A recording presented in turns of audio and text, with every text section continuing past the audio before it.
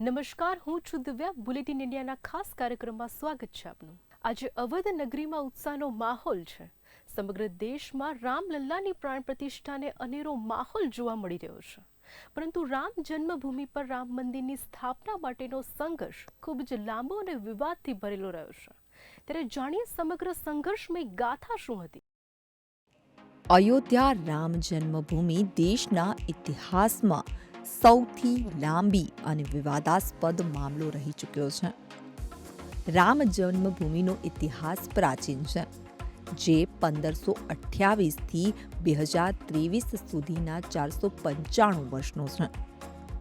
રામ જન્મભૂમિના ઇતિહાસમાં 9 નવેમ્બર 2019ની સાથે કેટલીક મહત્વપૂર્ણ ઘટનાઓ નોંધાઈ છે. જ્યારે 5 ન્યાયાધીશોની બંધારણીય બેન્ચે ઐતિહાસિક ચુકાદો આપ્યો અને એ દિવસ ઇતિહાસમાં યાદગાર દિવસ બની ગયો, જેનું પરિણામ આજે અયોધ્યામાં ભવ્ય રામ મંદિર. અયોધ્યા રામ મંદિરનો 1528થી 2023 સુધીનો ઇતિહાસ રહ્યો ખૂબ જ સંઘર્ષમય રહ્યો છે. ત્યારે જાણીએ મંદિર નિર્માણ સુધીનો ઘટનાક્રમ. વિવાદિત સ્થળ પર મસ્જિદના વિવાદાસ્પદ બાંધકામનો આદેશ મુઘલ સમ્રાટ બાબરના કમાન્ડર મીર બાકી દ્વારા આપવામાં આવ્યો હતો. હિન્દુ સમુદાયનો દાવો હતો કે આ સ્થાન ભગવાન રામનું જન્મસ્થળ હતું અને આ સ્થળે એક પ્રાચીન મંદિર હતું. હિન્દુઓએ ભારપૂર્વક જણાવ્યું હતું કે મસ્જિદના એક ગુંબજની નીચેની જગ્યા ભગવાન રામનું જન્મસ્થળ છે. 1853માં જ્યાં મસ્જિદનું નિર્માણ કરવામાં આવ્યું હતું તે સ્થળની આસપાસ કોમી રમખાણો થયા હતા. ત્યારબાદ 1859માં બ્રિટિશ વહીવટીતંત્રે વિવાદિત વિસ્તારની આસપાસ વાડ ઊભી કરી. મુસ્લિમોને મસ્જિદની અંદર નમાઝ પઢવાની મંજૂરી આપી અને હિન્દુઓને આંગણામાં પૂજા કરવાની મંજૂરી આપી હતી. અયોધ્યા રામ જન્મભૂમિ પર વાસ્તવિક વિવાદ 23 સપ્ટેમ્બર 1949ના રોજ શરૂ થયો, જ્યારે મસ્જિદની અંદર ભગવાન રામની મૂર્તિઓ મળી આવી. હિન્દુઓએ દાવો કર્યો હતો કે ભગવાન રામ ત્યાં સ્વયં પ્રગટ થયા હતા. ઉત્તર પ્રદેશ સરકારે મૂર્તિઓને તાત્કાલિક હટાવવાનો આદેશ આપ્યો હતો, પરંતુ જિલ્લા મેજિસ્ટ્રેટ કે નાયરે ધાર્મિક લાગણીઓને ઠેસ પહોંચાડવાના અને હિંસા ભડકાવવાના ભયને કારણે આદેશનો અમલ કરવામાં અસમર્થતા વ્યક્ત કરી હતી. ફૈઝાબાદ સિવિલ કોર્ટમાં 2 અરજીઓ દાખલ કરવામાં આવી. એક વિવાદિત જમીન પર ભગવાન રામની પૂજા માટે પરવાનગી માંગતી અને બીજી મૂર્તિઓ સ્થાપિત કરવાની પરવાનગી માંગતી. ઉત્તર પ્રદેશ સુન્ની વક્ફ બોર્ડે એક અરજી દાખલ કરી, જેમાં વિવાદિત જમીનનો કબજો મેળવવા અને મૂર્તિઓ હટાવવાની માંગણી કરવામાં આવી. 1 ફેબ્રુઆરી 1986ના રોજ ફૈઝાબાદના જિલ્લા ન્યાયાધીશ ઉમેશ ચંદ્ર પાંડેની અરજીના આધારે KM પાંડેએ હિન્દુઓને પૂજા કરવાની પરવાનગી આપી અને સ્ટ્રક્ચરમાંથી તાળાઓ દૂર કરવાનો આદેશ આપ્યો. 6 ડિસેમ્બર 1992ના રોજ એક ઐતિહાસિક ઘટના બની, જ્યારે વિશ્વ હિન્દુ પરિષદ VHP અને શિવસેના સહિતના હજારો કાર્યકરોએ વિવાદિત માળખાને તોડી પાડ્યું. આનાથી દેશવ્યાપી કોમી રમખાણો થયા અને હજારો લોકોના જીવ ગયા.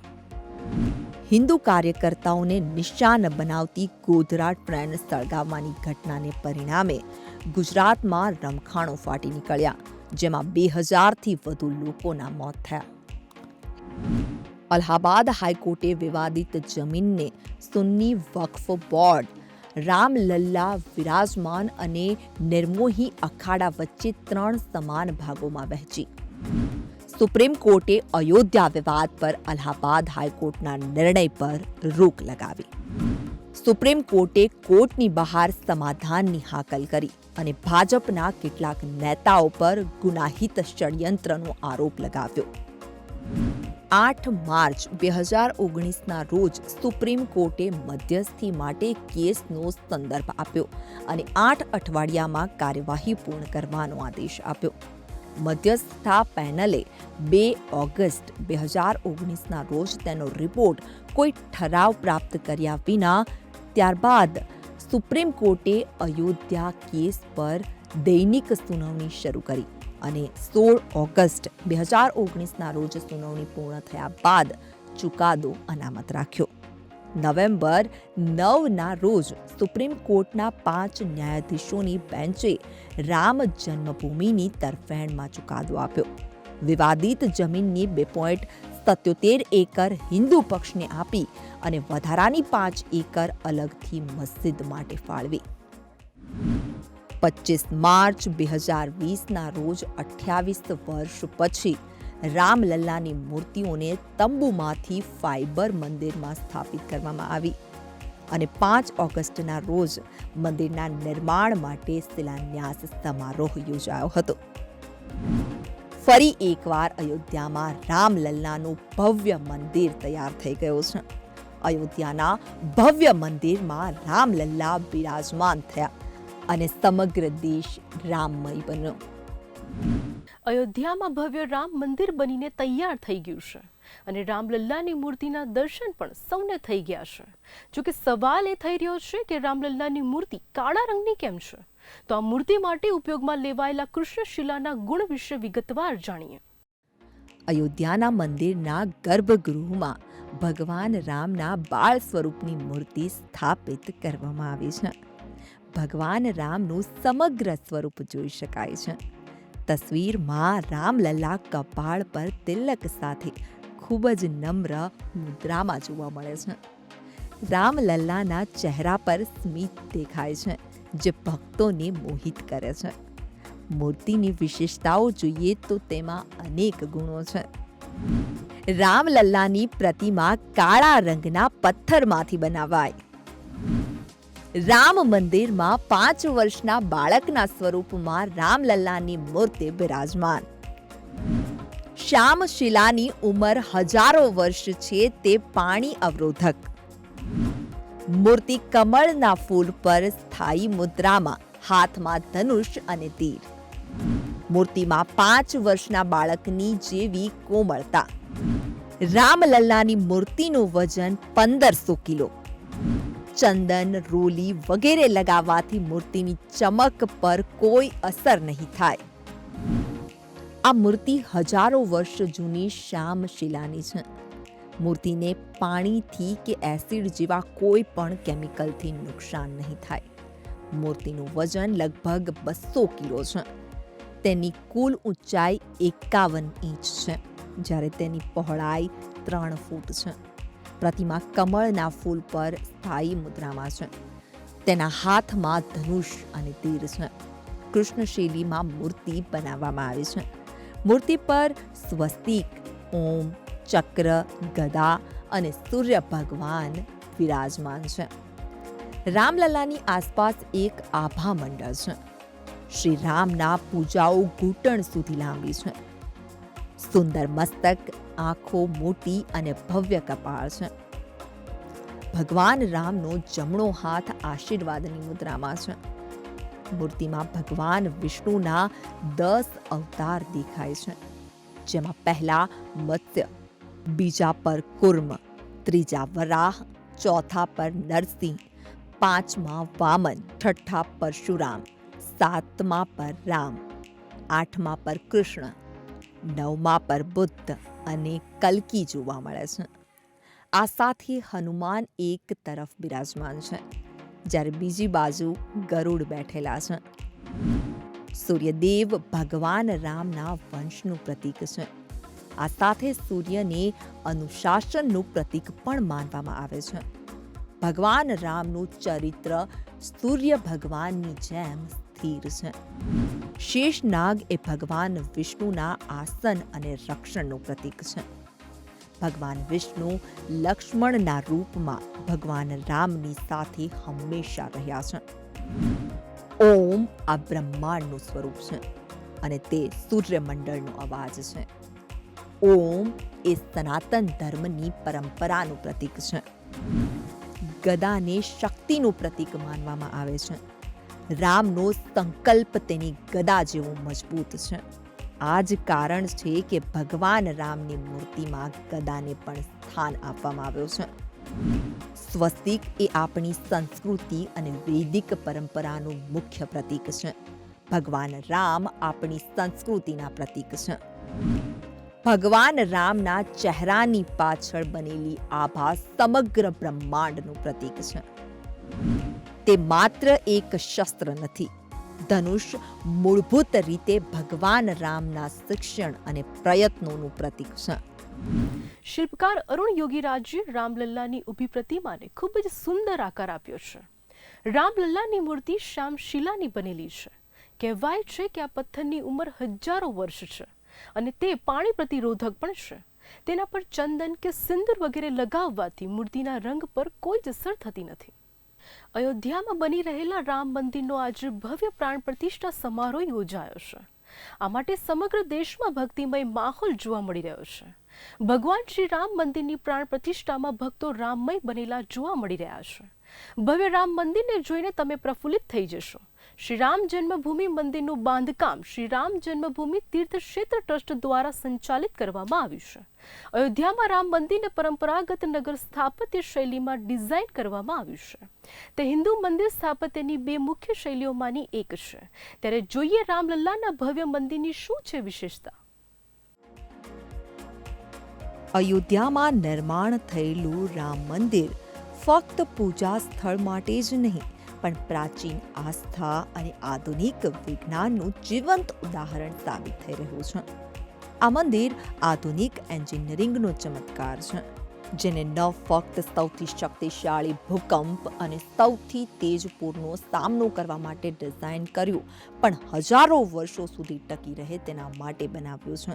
ટાટા કન્સલ્ટિંગ એન્જિનિયર્સ લિમિટેડ સાથે લાર્સન એન્ડ ટ્રુબ્રોએ રામ મંદિરની યોજના ખૂબ જ સાવધાનીપૂર્વક બનાવી છે અને તેમાં કેટલીય નવી નિર્માણ ટેકનોલોજીનો ઉપયોગ કર્યો છે. આ રામ મંદિર પરંપરાગત નાગર શૈલીથી બનાવવામાં આવ્યું છે. મંદિર પરંપરાગત નાગર શૈલીમાં. મંદિરની લંબાઈ પૂર્વ પશ્ચિમ 380 ફૂટ.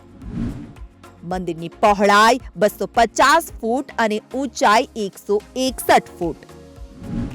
મંદિર 3 માળનું છે, જેમાં દરેક માળની ઊંચાઈ 20 ફૂટ.